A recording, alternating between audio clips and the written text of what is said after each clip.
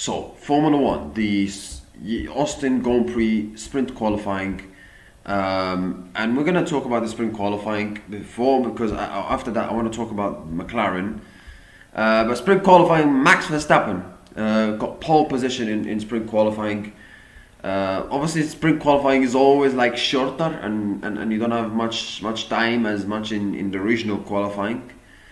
Where in original qualifying over a Q1 you have 2 laps minimum to do the job, 2 laps to get pole position in Q3.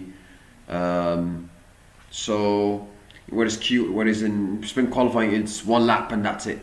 So yeah, but great lap once again for Max Verstappen. He was not happy with his car a little bit in practice 1, but Red Bull got it right, and once again they fix it, and Verstappen is all of a sudden on pole position. Great lap from him once again. Lando's been looking very quick. He was very strong in all the qualifying sessions, but just to get pipped a little bit by Verstappen. But we talk about like 0.071 or 0.081, something like that. So small margins, but great lap for Max Verstappen once again, which gives him the pole position and gives him the first position to start in the sprint. So yeah, Oscar Piastri finishing third. Nico Hülkenberg has done amazingly well. 4th position. I certainly didn't expect that. I mean, he was looking quick in free practice 1 when he finished second, I think. And now he's finished 4th. So, and he was fastest in I think he was the fastest in sector 1 or something like that. So he was very quick. Fantastic performance for him once again. I mean, after Silverstone, his performance has won downhill a little bit. But he showed it. He got his let's say his mojo back in this qualifying. Especially with the way he performed in Silverstone, with the podium he had. The fantastic drive in the difficult conditions. So great drive from him. Great lap and great result for Kick Sauber and Nico Hülkenberg, especially when they've had difficult results in the summer break. So well done to Nico Hülkenberg. Very good result for him, and I did expect that from Kick Sauber because I with the difficult results they've had recently, I expected a difficult weekend. So well done to Nico Hülkenberg and Kick Sauber. Russell 5th, Alonso 6th, Sainz 7th, Williams both in the top 10, both Ferraris in the top 10. Great achievement for Ferrari. Kimi Antonelli out in SQ2, finishing 11th. Hadjar finished 12th. I expected a bit more from him. DNF happened from Liam Lawson's side, so is Bortoletto as well.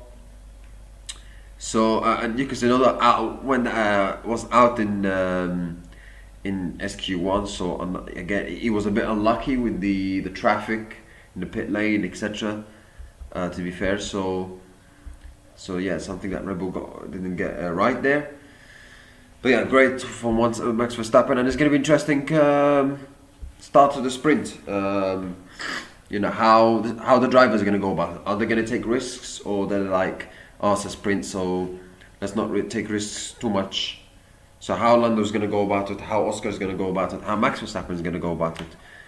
Obviously Max will take this seriously, of course, if he has any chance of winning the title.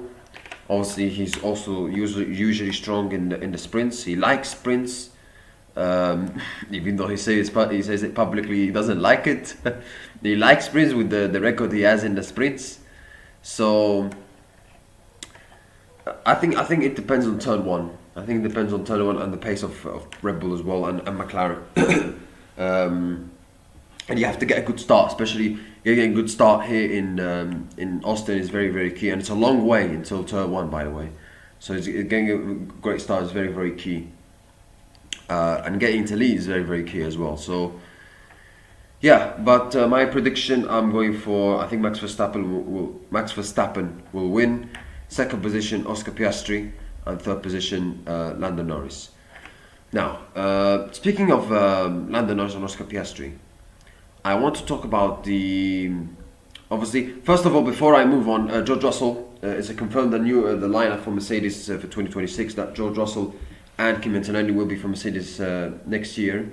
Not surprising, really, is it? Because once again, Mercedes they gave a multi-year contract or 1 year contract. Of course, in case of Max Verstappen, if he can come to Mercedes or not. But he deserves to be in the lineup the way he's been performing this season, George Russell, so he clearly deserves it. But it's not really surprise news, is it? So, yeah, and Kimi Antonelli obviously is a long-term investment for Mercedes, so not surprised that news happened. Not surprised that they gave George Russell 1 year or multi-year contract, as they say, but the contract is until the end of 2026 or the end of 2027. But of course they do that because they want to know if Max Verstappen is available, they could take him. So, and Toto Wolff said that they want to take their time. He's lying. He said I think he wanted to see if Verstappen was available or not. But anyway, but yeah, it's not really surprise news. Now let's move on to McLaren, because I heard yesterday or Thursday or Friday morning, whatever it was, about the repercussions. Lando Norris said that he's going from now until the end of the season he will face repercussions for the lap 1 incident in Singapore happened with Oscar Piastri. And Oscar Piastri obviously was smugging his face and laughing in a weird way in the interview, saying that all the repercussions, ha ha ha. And by the way, he said that Lando Norris is taking responsibility, whereas Lando said the team has held him responsible. And also, Zach Brown said in the radio that when he was talking to Crofty Sky Sports in Free Practice 1, they said that the repercussions of Lando won't be noticed, whereas Lando was talking about if you know what the repercussions are, if you're clever, you will know what the repercussions are. Like, one of them is clearly lying. One of them is clearly not telling the truth. And again, what are those repercussions? Like, what is it on track? Is it on track repercussions? Is it on track? Like, listen. If you want to give repercussions to somebody or a warning, like, do it off the track, like a fine or something like that. Or if he's late, you give him a fine or something like that, or salaries or whatever.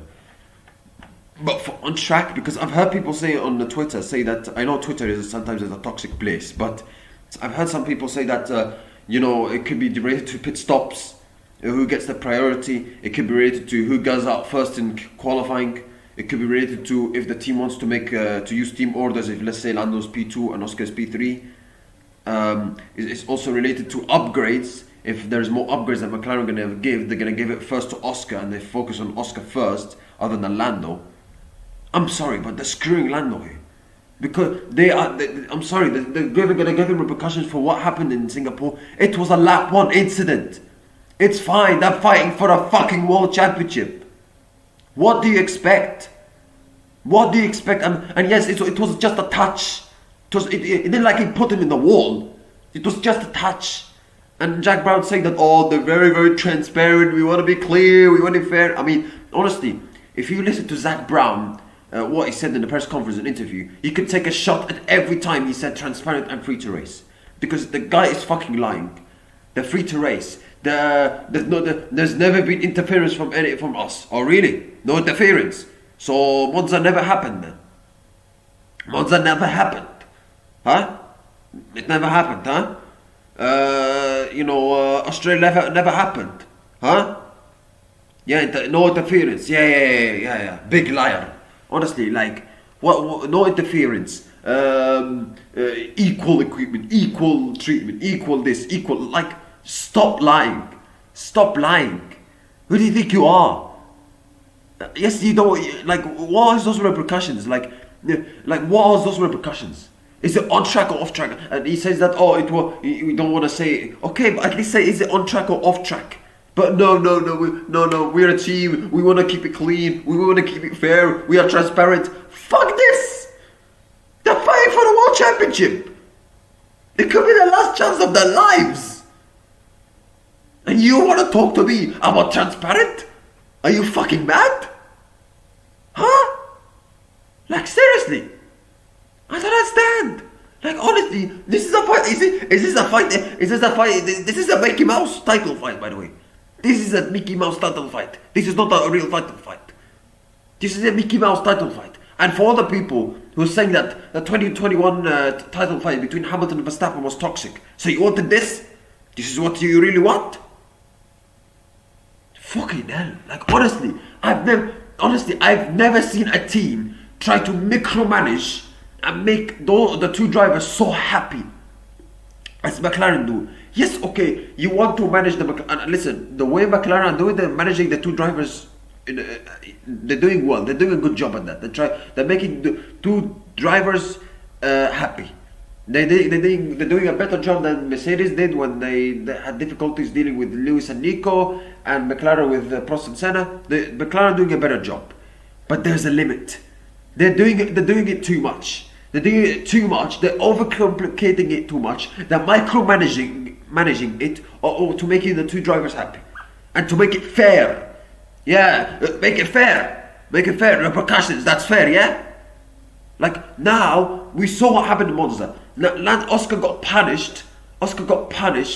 Listen, Lando deserved to finish second in Monza, but Oscar got punished for something he can't control.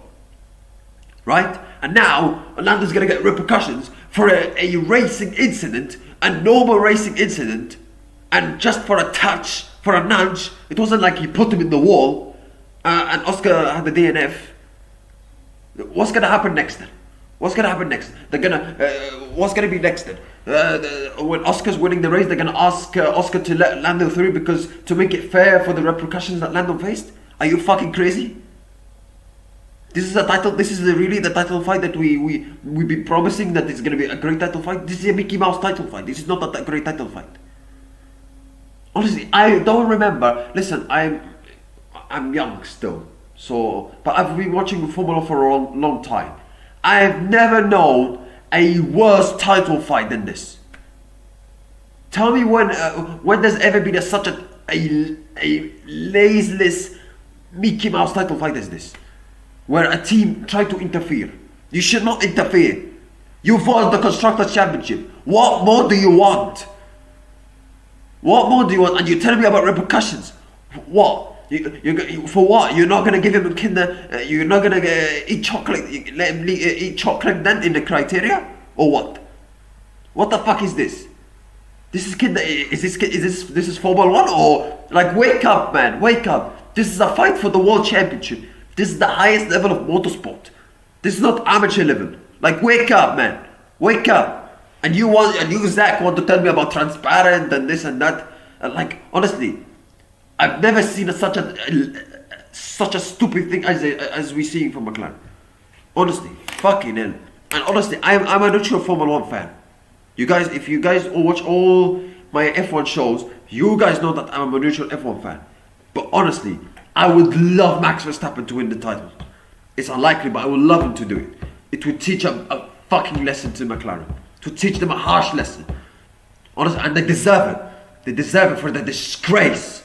Interfering. Absolute disgrace. Interfere. Papaya rules. Repercussions. Bloody hell, man. Honestly, I'm fed up. I'm fed up talking about the papaya rules. I'm fed up. I wish the title fight was between two drivers from two different teams. I'm fed up. Every week, every race weekend we have to talk about papaya rules. McLaren, every week, every single week. Fucking hell. Every single time. And listen, whoever wins the title, Lando and Oscar, it will be, they will deserve it. But the problem is, it will be mostly overshadowed. Why? Because of McLaren. Because of fucking McLaren. It will be overshadowed. And they don't deserve it. They don't deserve it. But they don't deserve if they one of them won the title, they don't deserve being overshadowed. But it will be overshadowed. Because of them. Anyway, that's it guys, thank you, I wish you have a nice day, see you next time, and goodbye.